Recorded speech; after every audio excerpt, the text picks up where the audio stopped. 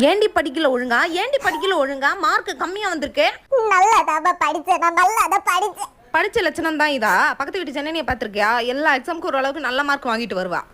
அம்மா நான் நிஜமா நல்லாதான் படிச்சேன். ஏமா நம்பவே மாட்டீங்க?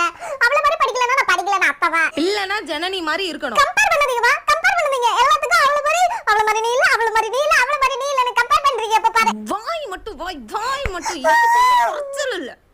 ஐயோ ஐயோ எனக்கு காப்பாத்து கடவுளே.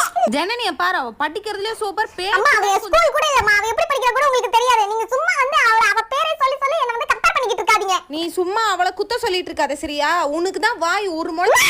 ஜனனி ஜனனி ஜனனி ஜனனி யார் அந்த ஜனனி? எல்லாம் எப்ப பாரு நீங்க வந்து பக்கத்து வீட்டு ஜனனி மாதிரி நீ இல்ல, பக்கத்து வீட்டு ஜனனி மாதிரி நீ இல்ல, பக்கத்து வீட்டு ஜனனி அம்மா மாதிரி நீங்க இருக்கீங்களா? சொல்லுங்க. அவங்க அம்மா அவ என்ன பண்ணாலும் திட்ட மாட்டாங்க. அப்படியே அவ வந்து இப்ப கம்மி மார்க் வாங்கினா கூட